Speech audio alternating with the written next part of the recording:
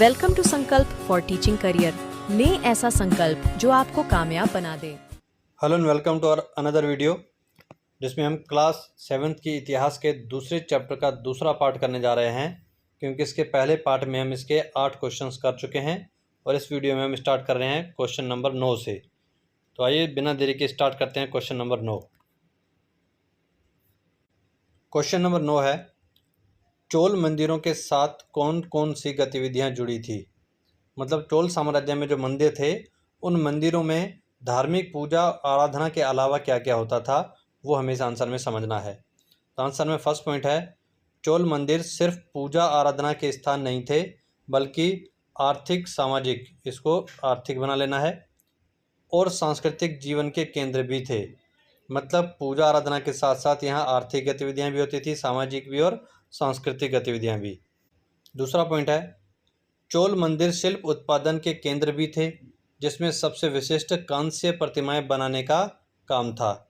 मतलब कि चोल मंदिरों में शिल्प उत्पादन यानी अलग अलग तरह की मूर्तियों के उत्पादन का काम भी चलता रहता था, जिसमें कांस्य प्रतिमाएं प्रमुख थी। तो ये मंदिरों में धार्मिक कामों के अलावा होने वाला एक और कार्य था। इसके अलावा तीसरा पॉइंट है, चोल कांस्य प्रतिमाएं संसार की सबसे उत्कृष्ट कांस्य प्रतिमाओं में गिनी जाती हैं। मतलब कि चोल साम्राज्य में जो कांस्य प्रतिमाएं बनाई जाती थी, वो संसार की उत्कृष्ट सबसे अच्छी प्रतिमाओं में गिनी जाती थी। ये भी क्वेश्चन बन के आ सकता है एग्जाम में कि किस काल की प्रतिमाएं उत्कृष्ट मानी जाती थी। तो चोल काल की कांस्य प्रतिमाएं। 10वां क्वेश्चन है, चोल तमिल क्षेत्र में किस तरह की सिंचाई व्यवस्था का विकास हुआ। तो आंसर में पहला पॉइंट है, चोल क्षेत्र में कावेरी नदी कई शाखाओं में बढ़ जाती है। इन शाखाओं का पानी कृषि, विशेषतः चावल की खेती की सिंचाई में प्रयोग किया जाता था। मतलब कि यहाँ सिंचाई का पहला साधन था कावेरी नदी, इसके द्वारा यहाँ पर सिंचाई होती थी। दूसरा पॉइंट, डेल्टाई क्षेत्रों में नदी के पानी को रोकने के लिए तटबंध बनाए जाते थे और वहाँ से नहरें निकालकर खेतों तक पानी को पहुँचाया जाता था। तो यहाँ कहने का मतलब ये है कि भारतीय इतिहास में नहरों का विकास हमें चोल साम्राज्य जैसे प्राचीन साम्राज्य में भी देखने को मिलता है।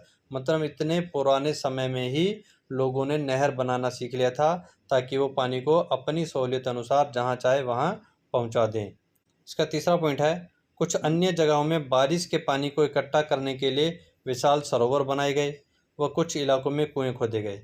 मतलब तीसरा ऑप्शन ये था, पहला तो था नदी, दूसरा था नहर, तीसरा ये था कि अलग अलग जगह में विशाल सरोवर यानी तालाब बनाए गए और कुएं खोदे गए, फिर उनके पानी से सिंचाई व्यवस्था को पूरा किया गया। तो ये थे चोल साम्राज्य में सिंचाई करने के अलग अलग तरीके। अब क्वेश्चन नंबर 11 की तरफ बढ़ते हैं। क्वेश्चन नंबर 11 है, चोल साम्राज्य का प्रशासन कैसे चलता था। मतलब चोल साम्राज्य जो काफ़ी बड़ा साम्राज्य था, इसका प्रशासन, इसकी शासन व्यवस्था किस तरह से चलती थी। तो आंसर में फर्स्ट पॉइंट है, चोल प्रशासन के केंद्र में भी राजा हुआ करते थे। भारत के इतिहास में जितने भी राजतंत्रों के बारे में हम पढ़ते हैं, ज़्यादातर सारे प्रशासनों के बीच में जो उनका केंद्र यानी मेन शक्ति जो होती थी, वो राजा के हाथ में हुआ करती थी। ऐसा चोल साम्राज्य में भी था। सेकंड पॉइंट, इसके अलावा चोल राजाओं ने धनी भूस्वामियों को नाडू, मूवेंदवेलन मतलब 3 राजाओं को अपनी सेवा देने वाला व अरैयार यानी प्रधान जैसी उपाधियां देकर केंद्र में महत्वपूर्ण राजकीय पद सौंपे। शॉर्ट में इस कहने का मतलब ये है कि राजा तो केंद्रीय शक्ति थे ही थे, उसके अलावा उस टाइम पर जो बड़े भूस्वामी थे, जो कुलीन वर्ग के लोग थे, अमीर वर्ग के लोग थे, उनको भी राजा अपने यहाँ प्रधान जैसी नई नई उपाधियां दे करके साथ में रखते थे। तो इन कुलीनों को क्या क्या उपाधियां दी जाती है, ये क्वेश्चन आ सकता है। तो नाम ध्यान रखने हैं, इन कुलीनों को नाडू, मूवेंदवेलन या अरैयार, चोल में ये 3 प्रकार की प्रमुख उपाधियां दी जाती थी।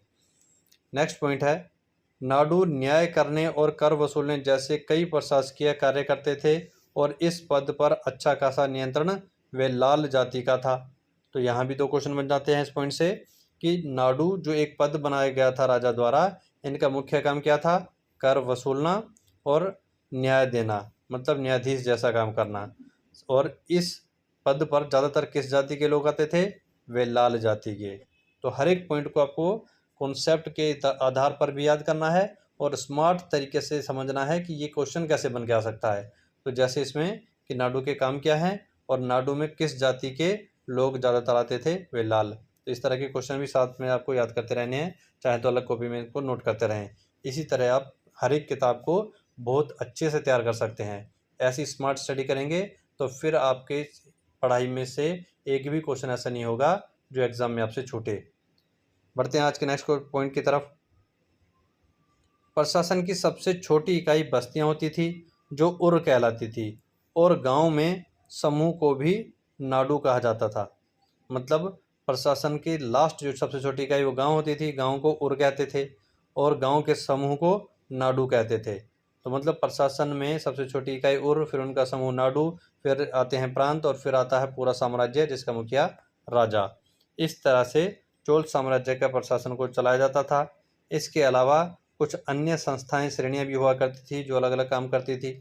जैसे कि 5th पॉइंट है, नगरम के नाम से ज्ञात व्यापारियों के संघ भी अक्सर शहरों में प्रशासनिक कार्य करते थे। मतलब व्यापारियों के समूह को नगरम कहा जाता था। एक तो ये क्वेश्चन बनता है। इसके अलावा इनको भी शहर में कुछ प्रशासनिक कार्य दिए जाते थे जिनको ये चलाते थे। तो ये भी ध्यान रखना है, नगरम जैसी श्रेणियां भी होती थी प्रशासन में। 6th पॉइंट है, ब्राह्मणों को अनुदान में दी गई भूमि ब्रह्मदेह की देखरेख ब्राह्मण भूस्वामियों की एक सभा करती थी। अब पहले तो इसके कॉन्सेप्ट को समझ लो कि ब्राह्मणों को जो भूमि दी जाती थी उसको क्या कहा जाता था, ब्रह्मदेह, और इसकी देखरेख कौन करती थी, भूस्वामियों की एक सभा, वो इनकी देखरेख करती थी। अब इसका एक क्वेश्चन ऐसे बन के आ गया है कि ब्राह्मणों को अनुदान में दी गई भूमि को क्या कहते हैं, तो उसमें ब्रह्मदेह एक ऑप्शन होता है और 3 फालतू के ऑप्शन होते हैं। तो आपको समझ लेना है कि ब्राह्मणों को अनुदान में दी गई भूमि को ब्रह्मदेह कहते हैं। इस हिसाब से हर एक पॉइंट का जो भी क्वेश्चन बनता है वो आपको साथ में ध्यान रखना है। बढ़ते हैं 12वें क्वेश्चन की तरफ। चोल साम्राज्य में सभा की किसी समिति का सदस्य बनने के लिए आवश्यक शर्तें क्या थी। मतलब चोल साम्राज्य में जो अलग अलग तरह की सभाएं होती थी शासन करने के लिए, उनका सदस्य बनना है आपको, तो उसके लिए क्या क्या ज़रूरी है। तो आंसर में पहला पॉइंट है, इनमें सदस्यता के लिए जो लोग योग्य होते थे उनके नाम तालपत्र के छोटे टिकटों पर लिखकर मिट्टी के बर्तन में रख दिए जाते थे, और किसी छोटे लड़के को हर समिति के लिए एक के बाद एक टिकट निकालने के लिए कहा जाता था। मतलब इस तरीके से समिति के सदस्यों का चयन होता था कि पहले उनके नाम के तालपत्र यानी छोटे छोटे टिकट बना करके मिट्टी के बर्तन में डालते हैं, फिर बच्चा जिसका नाम निकालता है उसका ही सिलेक्शन हो जाता है। इस तरह से चोल साम्राज्य की सभाओं में सदस्यों का चयन होता था। बढ़ते हैं नेक्स्ट 13वें क्वेश्चन की तरफ। 13वां क्वेश्चन है, चीन के तांग वंश का वर्णन कीजिए। मतलब अब आप चैप्टर के बीच में जो बॉक्स देखते हैं तो बॉक्स में कई बार अलग अलग देशों की जानकारी दी होती है, जैसे यहाँ चीन की जानकारी है तो उसका भी क्वेश्चन हमने इसमें डाला है ताकि किताब में कहीं से भी कोई क्वेश्चन आ जाए तो आपका वो क्वेश्चन ना छूटे। तो इसलिए इसके बारे में भी हमें समझ लेना है, चीन का तांग वंश। तो फर्स्ट पॉइंट है, चीन में तांग राजवंश के तहत एक साम्राज्य स्थापित हुआ जो 7वीं से 10वीं सदी तक लगभग 300 सालों तक सत्ता में रहा। एक क्वेश्चन तो यही बनता है कि तांग वंश किस देश से था, तो आपको ध्यान रखना है चीन से था। या फिर चीन का तांग वंश किस सदी में था, तो उसका आंसर रहेगा 7वीं से 10वीं सदी तक। दूसरा पॉइंट है, इसकी राजधानी शियान दुनिया के सबसे बड़े नगरों में से एक थी। तो यहाँ पर क्वेश्चन बनेगा तांग राजवंश की राजधानी का नाम क्या था, शियान। ठीक है, ये बड़े बड़े नगरों में से गिनी जाती थी। तीसरा पॉइंट है, तांग साम्राज्य परीक्षा के माध्यम से नियुक्त की गई नौकरशाही द्वारा प्रशासित होता था। ये इसकी सबसे बड़ी खासियत थी, इसीलिए इस टॉपिक को इस चैप्टर में डाला गया है कि 7वीं से 10वीं सदी यानी इतने साल पहले के टाइम में भी परीक्षा के द्वारा अधिकारियों को चुना जाता था चीन में। और हम भी यहाँ प्रशासन के बारे में पढ़ रहे थे, इसलिए उसी टाइम पर चीन में कैसा प्रशासन चल रहा था वो चीज़ समझाने के लिए ये क्वेश्चन बीच में डाला गया है। बढ़ते हैं अपने नेक्स्ट 14 क्वेश्चन की तरफ। 14वां क्वेश्चन है, चोल साम्राज्य में भूमि के प्रकार कौन कौन से थे। तो चोल साम्राज्य में अलग अलग तरह की भूमियों को अलग अलग नाम दिए गए थे, जैसा कि ब्रह्मदेह, ब्राह्मणों को उपहार में दी गई भूमि। ध्यान रखना, इस तरह के क्वेश्चन बहुत आते हैं गवर्नमेंट जॉब के एग्जाम में। दूसरी है देवदान, मंदिर को उपहार में दी गई भूमि, ये ब्राह्मणों के लिए, ये मंदिरों के लिए। फिर है पल्ली चदम, पल्ली चदम जो है वो जैन संस्थाओं को दान में दी गई भूमि है।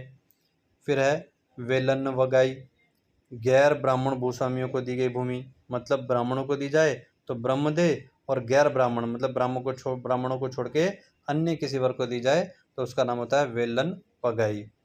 फिर 5वीं है शाला भोग, किसी विद्यालय के रखरखाव के लिए दी गई भूमि, यानी विद्यालय के काम के लिए जो भूमि दी जाती थी उसको शाला भोग कहा जाता था।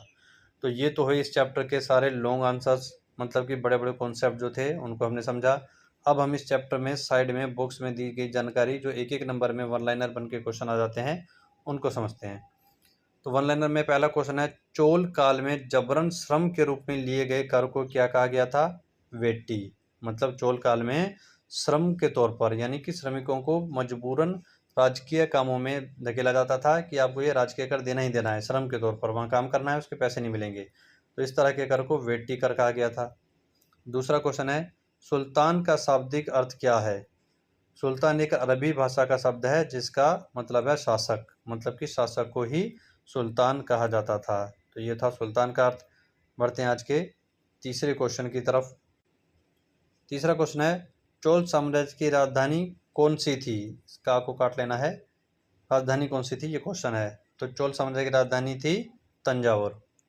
फोर्थ क्वेश्चन है, त्रिपक्षीय संघर्ष किन 3 वंशों के बीच चला? तो 3 वंश थे, गुर्जर प्रतिहार, राष्ट्रकूट और पाल वंश। इन तीनों के बीच में कन्नौज को लेकर के जो संघर्ष चला था उसी को त्रिपक्षीय संघर्ष कहा गया। पांचवा क्वेश्चन है, अल बिरूनी किसके शासनकाल में भारत आया? तो अल बिरूनी आया था सुल्तान महमूद गजनी के साथ। छठा क्वेश्चन है, ब्राह्मणों को दिए गए अभिलेखित भूमि अनुदान किस वस्तु पर लिखे होते थे? इसको किस बना लेना है, किस वस्तु पर लिखे होते थे?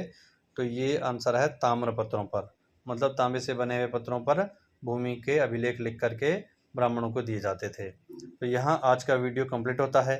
उम्मीद करता हूँ वीडियो आपको अच्छे से समझ में आया होगा। अगर वीडियो आपके लिए यूज़फुल रहा हो तो वीडियो को लाइक, शेयर और सब्सक्राइब करें। वीडियो देखने के लिए धन्यवाद।